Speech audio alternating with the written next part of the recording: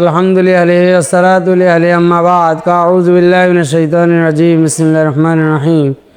সম্মানিত ভিউয়ার্স, কাছে ও দূরের বন্ধুগণ, আজকে আমরা একটি বিষয় নিয়ে আলোচনা করব। সেটি হলো গত কয়েকদিন যাবৎ সোশ্যাল মিডিয়ায় একটা বিষয় ঘুরপাক খাচ্ছে। সেটা হলো রাজশাহীতে জনৈক একজন বৃদ্ধ বাবা ট্রেনের নিচে ঝাঁটা পড়েছে, হত্যা করেছে।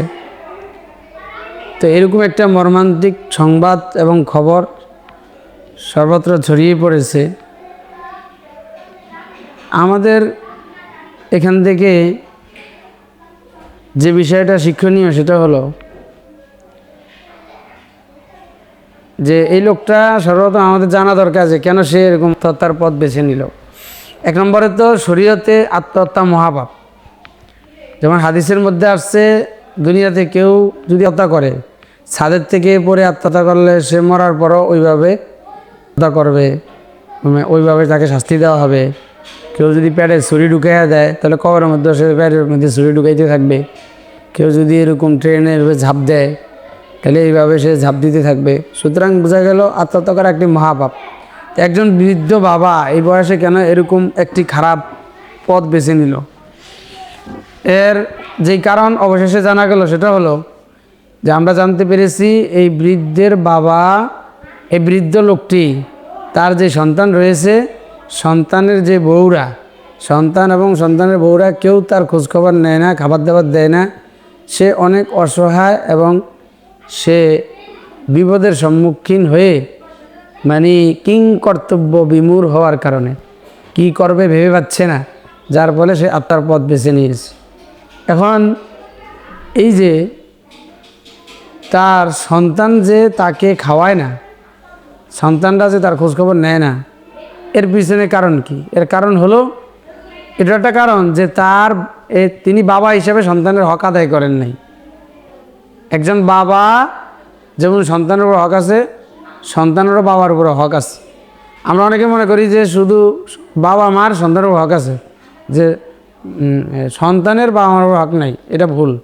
বরং আগে হলো বাবা মার হক আছে কার উপরে? সন্তানের উপরে।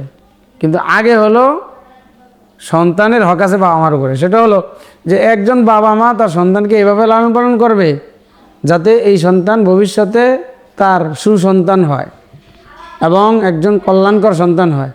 তা আমরা দেখা যায় কী করি, যে জাগতিক শিক্ষায় আমাদের সন্তানকে শিক্ষিত করি, যার কারণে আমাদের সন্তানরা ইসলামিক শিক্ষা, কোরআনের শিক্ষা না পাওয়ার কারণে তারা হিংস্র হয়ে ওঠে এবং তারা অমানবিক হয়ে ওঠে।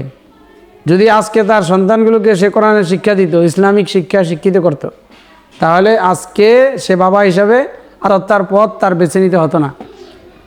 আজকে তার আত্মহত্যার পথ বেছে নেওয়ার পিছনে এক নম্বরে দায়ী সে নিজে, দুই নম্বরে তার সন্তান দায়ী। এই জন্য আমরা সকল বাবা মাকে বলবো যে সন্তান দিবে আল্লাহ, লালন পালনের দায়িত্ব আপনার। তো সন্তানকে ওইভাবে দায়িত্ব লালন পালন করতে হবে যেটা ইসলাম শিখিয়েছে। ইসলাম আমাদেরকে শিখিয়েছে যে ইসলাম অনুযায়ী সন্তানকে লালন পালন করা, পিতা মাতা, আত্মীয় স্বজন, এদেরকে ইসলাম কোরআনের শিক্ষা দেওয়া, যাতে করে নিজের জীবনটা পরকালে সুন্দর হয়। আজকে এই বাবা আত্মহত্যার পিছনে আমরা এটাই শিক্ষা পেলাম যে আমরা আমাদের সন্তানদেরকে কোরআনের শিক্ষা দিই না, ইসলামের শিক্ষা দিই না, যার ফলে আমাদের এই ফলাফল ভোগ করতে হয়। সুতরাং আমরা অভিভাবক এবং সমস্ত দেশবাসী বাবা মাদেরকে বলবো যে প্রথমে আমরা সন্তানদেরকে ইসলামিক শিক্ষা শিক্ষিত করি এবং দিনী শিক্ষা শিক্ষিত করি, তাহলে আমাদের সন্তানগুলো আমাদের জন্য রহমত হবে, গজব না হয়ে। আজকে কোরআনের শিক্ষা আর ইসলামের শিক্ষা না থাকার কারণে এই সন্তান রহমত না হয়ে গজবের কারণ হচ্ছে, আর যার ফলে বাবা আত্মহত্যার মতো মহাপাপের পথ বেছে নিয়েছে। এই জন্য আমরা এখন থেকে সতর্ক হই, কেয়ারফুল হই, একদম দায়িত্বশীল হই। আলা কুল্লুকুম রাইন ওয়া কুল্লুকুম মাসউলুন আন রাইয়াতিহি। আল্লাহ রাসূল বলেছে তোমরা প্রত্যেকে দায়িত্বশীল, কাল কিয়ামতের ময়দানে তোমাদের এই দায়িত্ব সম্পর্কে জিজ্ঞাসিত হতে হবে।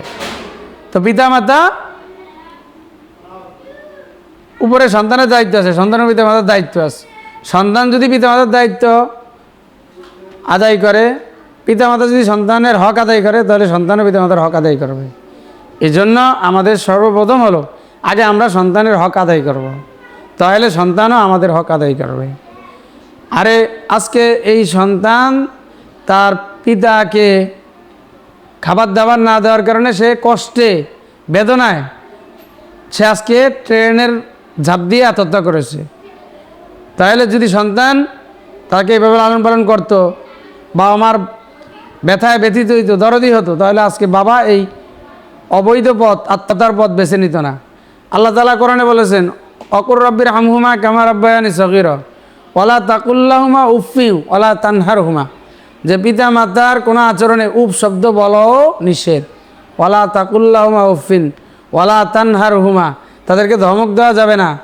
অকুল্লাহুমা কৌলান কারিমা, বরং পিতা মাতা উভয়ের সাথে সব সময় নরম সদাচরণ করতে হবে। অকুর রব্বির হামহুমা কামা রাব্বায়ানি সগীরা, আর সব সময় পিতা মাতার জন্য এই দোয়াটা করতে হবে যে আল্লাহ রব্বির হামহুমা, আমাদের পিতা মাতাকে আপনি রহম করেন, হ্যাঁ, কামা রাব্বায়ানি সগীরা, যেরকম তারা আমাদের উপর দয়া করেছেন ছোটোবেলা, যেভাবে ছোটোবেলা আমাদেরকে লালন পালন করেছেন। আল্লাহু আলামু বিসসাওয়াব।